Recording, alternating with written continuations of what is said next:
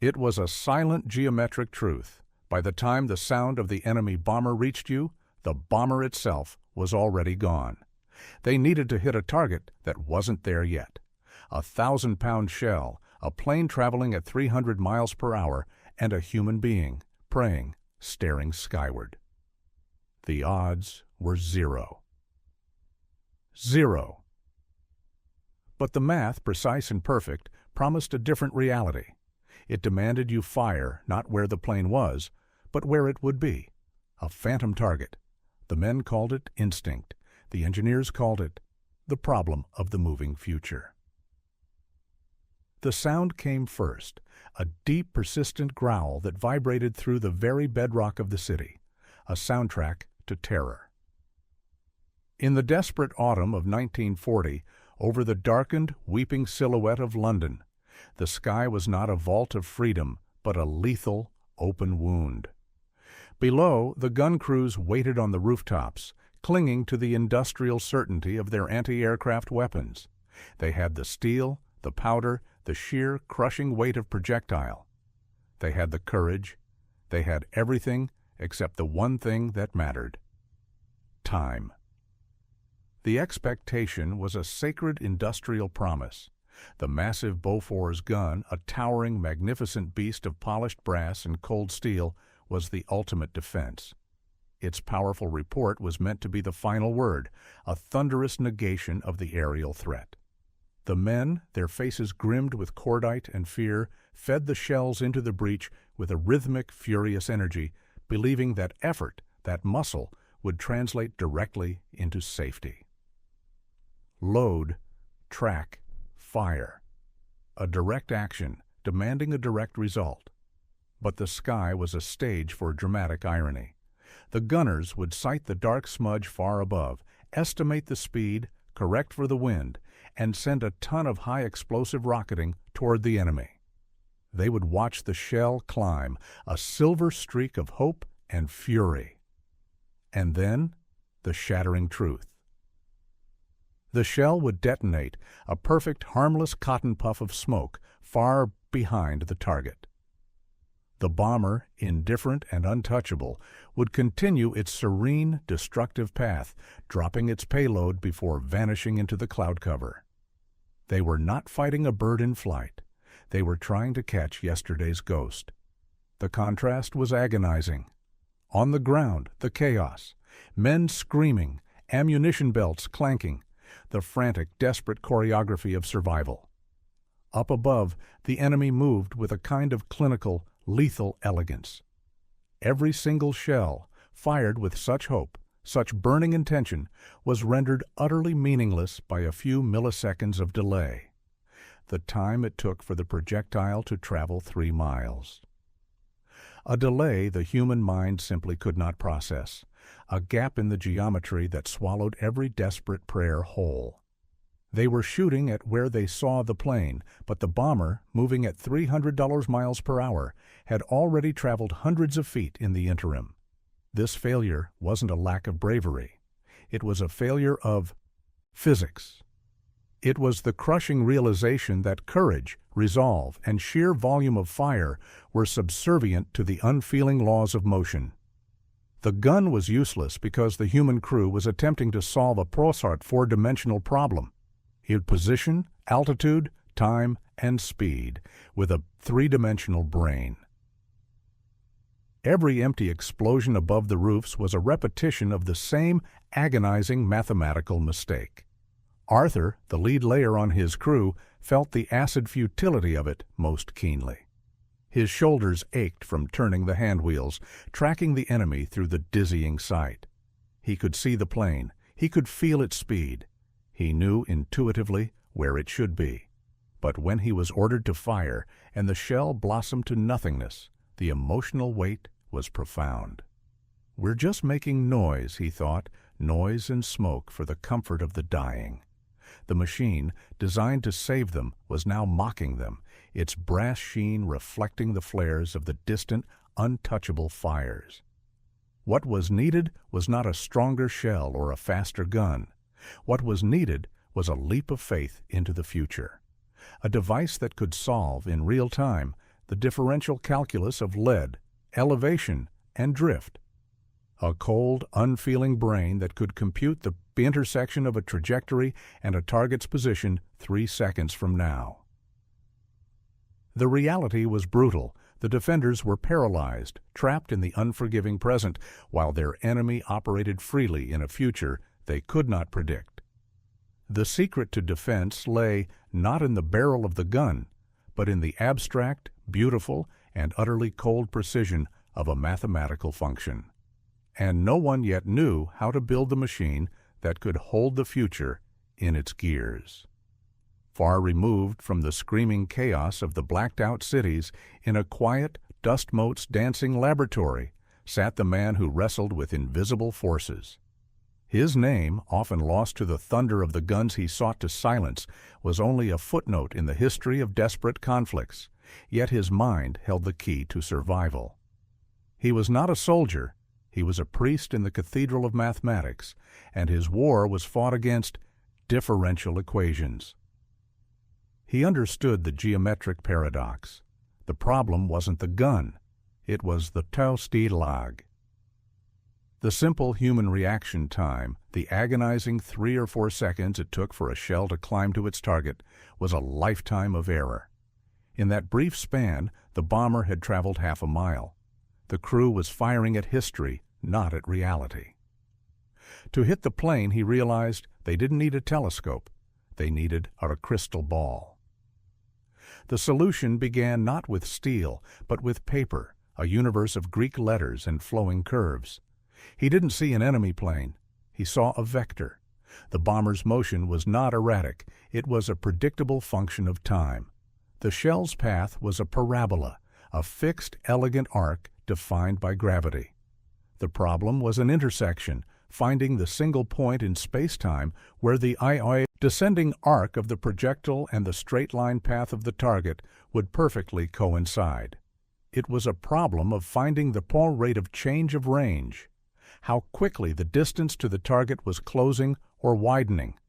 It was about calculating the time of flight, the exact duration the shell would spend in the air, a duration that changed moment by moment as the range shifted.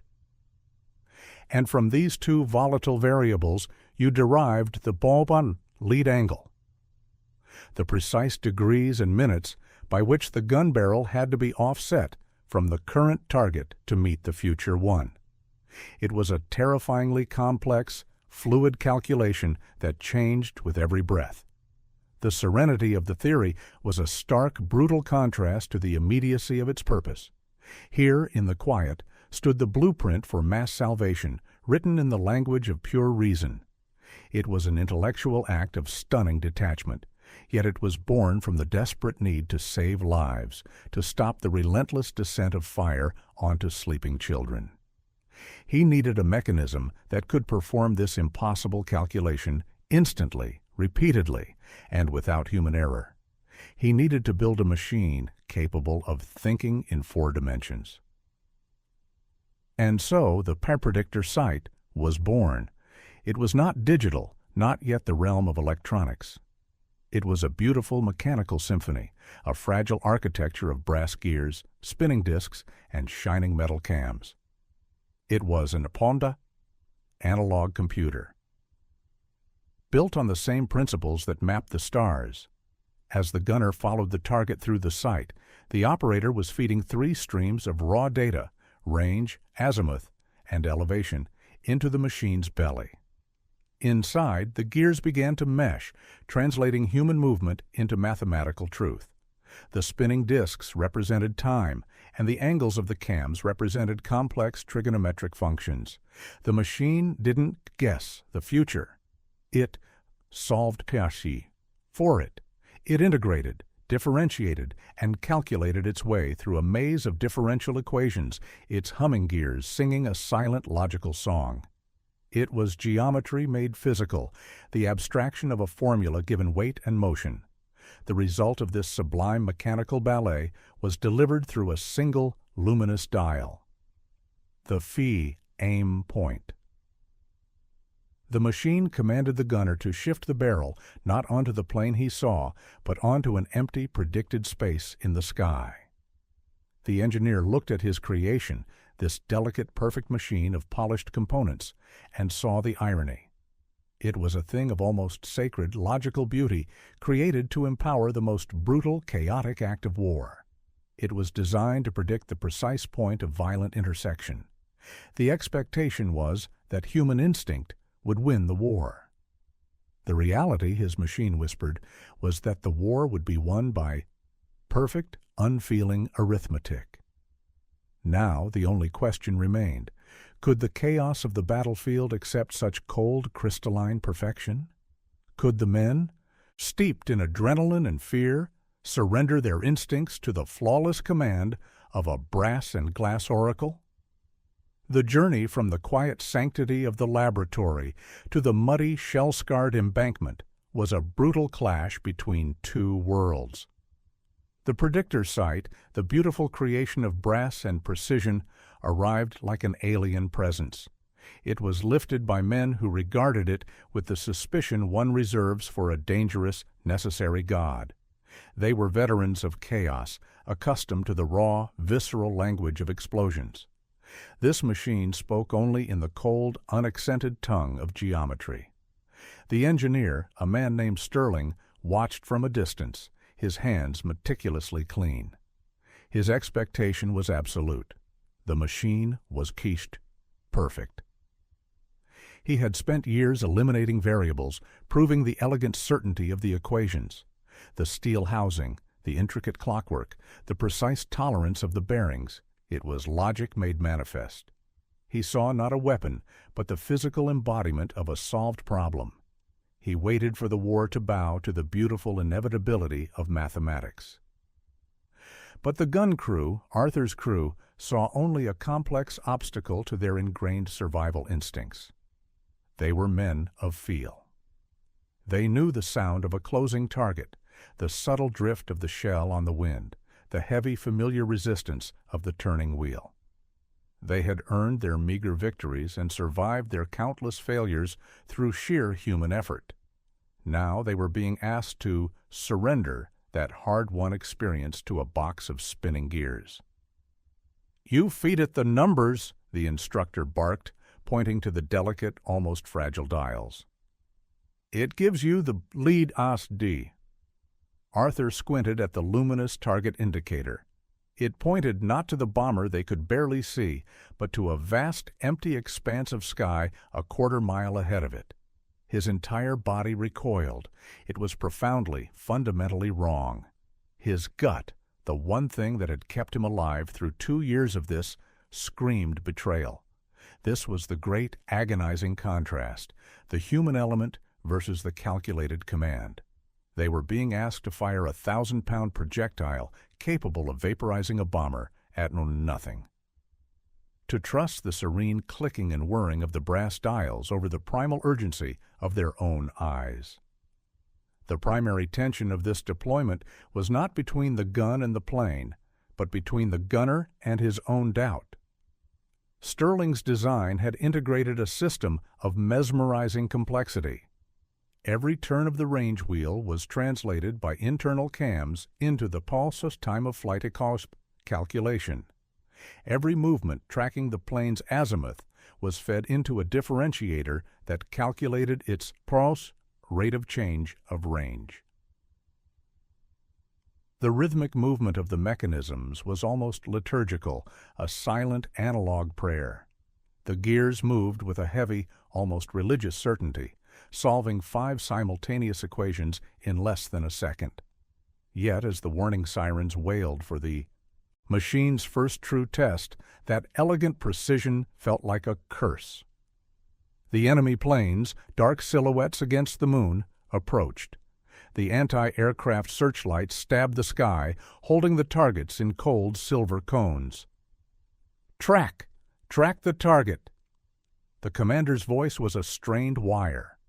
Arthur and his crew, Pete on the elevation, Freddie on the traverse, began to work the controls, the heavy mechanism resisting their every move.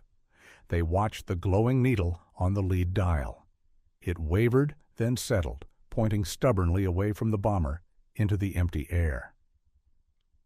"Don't look at the plane," Arthur commanded himself, sweat stinging his eyes. "Look at the dial." His mind fought a fierce internal war. His eyes saw the bomber. The machine saw the high future location of the bomber. Which one to trust? The instinct honed in terror, or the flawless, cold arithmetic of a polished gear train? The tension ratcheted up, minute by excruciating minute. The planes were closing fast. They were already within lethal range. The moment to fire was now, but the gun was locked, awaiting the mechanical oracle's final word. They had surrendered their agency. They had put their lives and the lives of the city below in the hands of the cold machine. The expectation had been that this sight would only make them better gunners. The terrible reality now settling over them was that it demanded they stop being gunners altogether and become merely operators, appendages to an unfeeling, all-knowing calculation. The rumble became a roar, not of thunder, but of intent. 3 enemy aircraft, flying in a tight, arrogant V formation, were crossing the target zone. The anti-aircraft fire from neighboring batteries was the same frantic, useless display as always, sporadic bursts of flak chasing ghosts, detonating harmlessly yards behind the fast-moving silhouettes. Arthur's hands gripped the elevation wheel of the Predictor Sight, his knuckles white. The machine, bolted firmly to its heavy pedestal, felt suddenly alive, a demanding entity. The air raid had stripped away the comfortable stillness of the laboratory. Here, the math had to stand against the sheer, overwhelming panic of the moment. "Range, closing," Pete muttered, his voice choked with dust and tension, feeding the shifting coordinates into the cold mechanism. "Rate of climb steady. Elevation tracking." The crucial indicator, the needle on the lead dial, did not point at the nearest bomber, the one so clearly visible through the smoke-tinged scope. It pointed high and to the left, toward a patch of utterly empty sky. Arthur's entire body recoiled. It was profoundly, fundamentally wrong. His gut, the one thing that had kept him alive through 2 years of this, screamed betrayal. The commander, standing rigid behind the crew, was wrestling with his own internal demons. He wasn't a mathematician, he was a man of action. But he had seen the relentless failure of instinct. He forced the words out, low and strained, echoing the engineer Sterling's serene confidence. "Wait for the bearing. Trust the logic." Arthur closed his eyes for a splinter of a second. He breathed the acrid smell of the burning city and surrendered.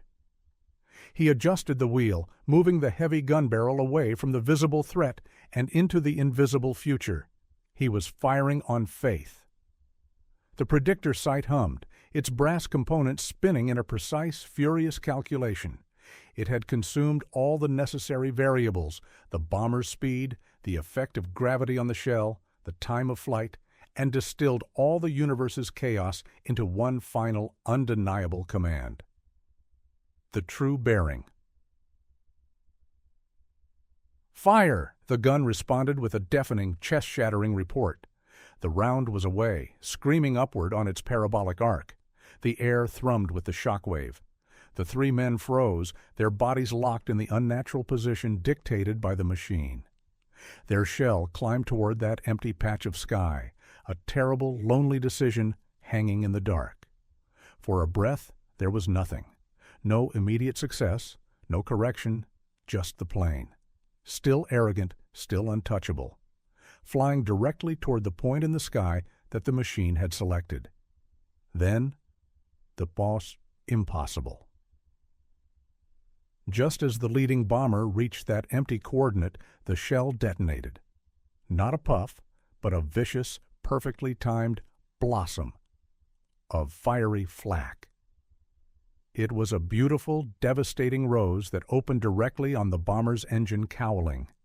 The plane, struck in a moment that had existed only in the abstract calculations of brass and gears, faltered.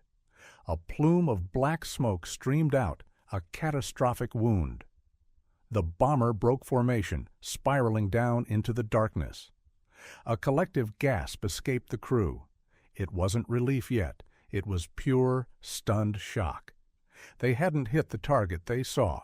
They had successfully ambushed the target where it was going to be. The geometric riddle had been answered with fatal, flawless precision. The emotional payoff was immediate and visceral. The silence that followed the gun's report was replaced not with cheering, but with a profound, terrifying understanding. Arthur leaned back, his forehead resting against the cold steel of the sight. He hadn't been defeated by math. He had been empowered by it. The machine had seen the future, and for the first time he was not reacting to terror, but actively defining the outcome. The cold machine was real. The elegant math was not just theory, it was the only truth that mattered. The expectation had been that war was a chaotic tragedy, ruled by luck. The new reality announced by the wreckage plummeting into the unseen countryside was that the ultimate power lay in the ability to calculate the doom of the moving future. The air raid passed, leaving behind the inevitable stench of smoke and the profound, echoing silence of realization. The immediate danger had receded, but a new, deeper, unsettling truth settled over Arthur's crew like dust. They stood by the cold, beautiful bulk of the Predictor Sight, the victorious machine, no longer viewing it with suspicion, but with a kind of awe, a reverence bordering on fear. The victory was not the destruction of the bomber, it was the confirmation of the equation. In the aftermath, they did not celebrate. They simply understood. They had not been shooting at a plane. They had been aiming at a precise, predetermined co-ordinate in time. They had become participants in a form of dark, instantaneous prophecy. The machine had taken the bomber, that mass of aluminum and human intent, and reduced it to a set of variables, solvable and, therefore, killable. The true hidden revelation was this. The secret math behind hitting a moving target in midair was never truly about the target. It was about the one factor the engineers could not eliminate: the human element. The machine was not designed to make the shell fly faster. It was designed to make the gunner faster than his own flawed human reaction. The gun crew had been defeated by the lag inherent in their own nervous systems. The mechanical computer, with its serene, spinning gears, was simply bridging the gap between the speed of the eye and the speed of the mathematical truth. It was a tool that allowed the human to momentarily transcend the limits of his own perception, allowing him to operate in the future while still standing in the present. This was the quiet, profound insight. The most effective weapon against an enemy was the one that first defeated the imperfection of the self. Arthur looked at the brass casing, now cool to the touch. The machine had demanded absolute faith, and in return it had given them perfect, precise control. But what was the cost of that control? When we design a mechanism that perfectly solves the future, do we truly gain command over the chaos? Or do we simply surrender a vital piece of our intuition, our raw humanity, to its cold, beautiful logic? Is true power found in instinct or in the perfect, repeatable certainty of a calculated outcome? The machine offered efficiency, but it demanded detachment. The killing was now an act of flawless administration, stripped of the messy emotional labor of guesswork. The years passed. The conflict receded into history, and the brass and glass oracle of the Predictor Sight found its way into museums, a relic of analog genius. But its geometric spirit lived on. Today, the battle is fought not with gears and cams, but with transistors and terabytes. High above the globe, a modern anti-missile system, humming quietly in its silo, waits for its cue. Its purpose is the same: to intercept the fast-moving future. There are no brass dials now, only streams of data, and lines of code. The shell is a missile, the human is an algorithm, and the math is solved in microseconds. Yet, the core principle remains utterly unchanged. It is still the timeless geometry of the lead angle, the terrifying elegance of the Hausch rate of change of range. The machine, faster, smaller, and infinitely more capable, still points the weapon not at the object, but at the predicted moment of intersection. The battle is digital, the speed is light speed, but the final required element is ancient.